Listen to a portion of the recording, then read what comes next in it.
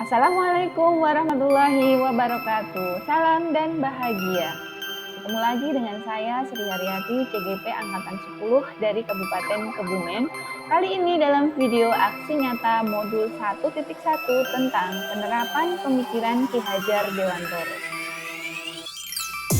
Perasaan selama melakukan perubahan di kelas. Setelah mengikuti program guru penggerak dan mempelajari modul 1.1, saya menyadari bahwa selama ini banyak melakukan kekeliruan dalam mengajar. Model pembelajaran yang masih berpusat pada guru, kurang melibatkan murid dalam perencanaan, pembelajaran, atau pemilihan media dan metode pembelajaran. Kurang memerdekakan murid, bahkan cenderung memaksa murid mengikuti petunjuk dan arahan dari saya. Akibatnya, murid belajar dengan terpaksa, menjadi jenuh dan bosan dalam belajar. Hasil belajarnya tidak maksimal. Bakat dan minat beberapa murid tidak dapat berkembang maksimal juga, dan seharusnya pembelajaran berpusat pada murid atau berpihak pada murid. Setelah belajar modul 1.1 melalui eksplorasi konsep secara mandiri, melalui meet bersama fasilitator dan bersama instruktur, serta mengikuti lokakarya orientasi, saya paham tentang pemikiran Ki Hajar Dewantoro dan menyadarkan kekeliruan yang selama ini saya lakukan, sehingga mendorong saya untuk segera melakukan perubahan dan perbaikan pada cara, strategi, dan pembelajaran yang saya lakukan. Saya berusaha untuk menerapkan pemikiran Ki Hajar Dewantoro. Sedikit kita ulas tentang pemikiran Ki Hajar Dewantoro tentang pengajaran dan pendidikan. Pengajaran merupakan proses pendidikan dalam memberikan ilmu yang berfaedah untuk kecakapan hidup anak secara lahir dan batin. Sedangkan pendidikan atau approval memberi tuntunan terhadap segala kekuatan kodrat yang dimiliki anak agar ia mampu mencapai keselamatan dan kebahagiaan yang setinggi-tingginya. Konsep pendidikan yang menuntun. Saya tertarik untuk mengupas tentang konsep pendidikan yang menuntun, bahwa pendidikan itu hanya dapat menuntun tumbuh atau hidupnya kekuatan kodrat yang ada pada anak-anak agar dapat memperbaiki lakunya, bukan dasarnya, hidup dan tumbuhnya kekuatan kodrat anak. Jadi sebagai guru kita berkewajiban untuk menuntun, bukan mengubah kompetensi dasar yang dimiliki oleh anak. Gagasan perubahan yang saya lakukan setelah mempelajari pemikiran Ki Hajar Dewantoro yaitu pembelajaran yang menuntun sesuai kodrat alam dan kodrat zaman dengan mengutamakan penumbuhan budi pekerti. Tindakan perubahannya antara lain: 1. Pembelajaran dengan permainan tradisional dan pemanfaatan Chromebook. Yang kedua, kegiatan pembiasaan yang dapat mengembangkan karakter-karakter baik pada murid sesuai dengan profil pelajar Pancasila. Berikut ini praktek baik yang sudah saya lakukan. Pada tahap persiapan, ada beberapa hal yang saya lakukan. Yang pertama, saya berdiskusi dengan teman sejawat, dengan kepala sekolah dan rekan-rekan guru tentang permasalahan yang saya alami di kelas agar mendapatkan pemikiran atau ide dan gagasan dari orang lain untuk mengatasinya. Kemudian saya menyiapkan perangkat ajar dan media pembelajaran atau media belajar yang akan digunakan untuk pembelajaran. Pelaksanaan pembelajaran yang pertama yaitu murid dilatih untuk tertib masuk kelas dengan berbaris terlebih dahulu, kemudian menjalin kedekatan dengan murid di awal ketika mereka masuk ke kelas, dan di kelas menyampaikan tujuan serta kegiatan belajar yang akan mereka lakukan. Kegiatan menyampaikan tujuan dan kegiatan belajar ini sangat penting agar anak tahu tujuan mereka belajar hari itu apa, sehingga mereka akan berfokus dalam belajar. Dalam kegiatan pembelajaran, guru memberikan stimulus belajar dengan media benda konkret karena siswa kelas 4 masih pada tahap berpikir operasional konkret.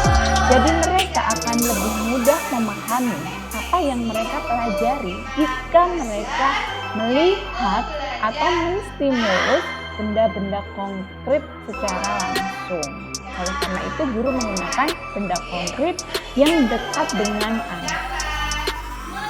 Dalam kegiatan pembelajaran, guru memberikan stimulus belajar dengan media benda konkret karena siswa kelas 4 masih pada tahap Guru memfasilitasi kegiatan belajar bermakna dan kontekstual, di mana murid kelas 4 masih pada tahap berpikir operasional konkret, sehingga dalam penemuan konsepnya membutuhkan benda konkret. Nah, di situ murid menstimulasi atau menggunakan benda-benda konkret itu untuk menemukan konsep, sehingga pembelajarannya lebih bermakna dan kontekstual.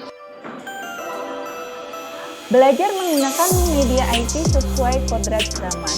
Nah, setelah anak-anak mengetahui konsep atau menemukan konsep, kemudian kegiatan belajar dilanjutkan dengan eksplorasi materi-materi atau informasi dari internet atau melakukan permainan dan media pembelajaran lain yang menggunakan IT atau teknologi.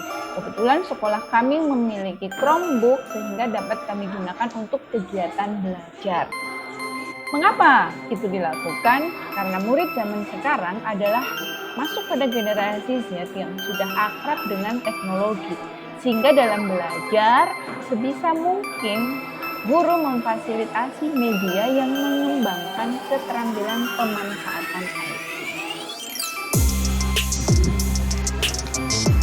Selanjutnya, belajar sambil bermain agar sesuai dengan kodrat alam. Sebagaimana kita tahu bahwa anak-anak masih senang dengan kegiatan bermain. Nah, kegiatan bermain ini akan membuat anak-anak lebih semangat dalam belajarnya. Tentu, guru harus pandai memilih permainan yang mengandung nilai-nilai dan karakter baik dan sesuai dengan konten materi yang sedang dipelajari. Salah satu permainan yang sesuai tersebut adalah permainan tradisional. Selain menambah semangat belajar pada anak-anak, permainan tradisional juga dapat ikut melestarikan kearifan lokal. Kegiatan berikutnya sebagai implementasi pemikiran Ki Hajar Dewantara yaitu melakukan kegiatan pembiasaan dalam rangka mengembangkan profil pelajar Pancasila, mengembangkan karakter-karakter baik yang ada pada diri siswa, antara lain dengan kegiatan sholat berjamaah, pembiasaan literasi, pembiasaan membaca Asmaul Husna. Nah, ini kegiatan rutin dan terjadwal dalam 1 minggunya di sekolah kami. Setiap kegiatan pasti memiliki kelebihan atau kekuatan dan kelemahan. Pada penerapan pembelajaran yang berpihak pada murid ini, kekuatannya antara lain 1. Tercipta suasana belajar yang menyenangkan. Pembelajaran berpihak pada murid sehingga kompetensi yang dimiliki murid berkembang secara maksimal. Dan yang ketiga, berkembangnya karakter baik seperti pada profil pelajar Pancasila. Ada religius, berkebinekaan global, mandiri, gotong royong, kreatif, inovatif. Sedangkan untuk kelemahannya, yaitu kegiatan ini membutuhkan effort atau kerja yang lebih pada guru atau sekolah. Guru harus lebih kreatif dalam merancang dan menyiapkan pembelajaran. Yang kedua, terkendala bagi murid yang tidak aktif dan tidak kreatif. Tapi kelemahan-kelemahan itu akan dapat teratasi dengan seiring berjalannya waktu. Pembelajaran numerasi dengan mengangkat permainan tradisional sangat menginspirasi bagi kami, terutama untuk diterapkan di kelas 1. Inovasi pembelajaran yang dilakukan oleh Bu Sri Haryati SPD sangat menarik dan menginspirasi bagi rekan-rekan Bapak Ibu guru di SD Negeri Randel ini? Belajar dengan permainan saya merasa senang dan materi yang saya terima menjadi difahami. Demikian tadi aksi nyata yang saya lakukan pada modul 1.1. Saya tutup dengan kata bijak, jika kamu hanya bertahan di zona nyaman, maka kamu tak akan pernah tahu banyak hal. Mari, jangan ragu untuk melakukan perubahan. Terima kasih, salam dan bahagia.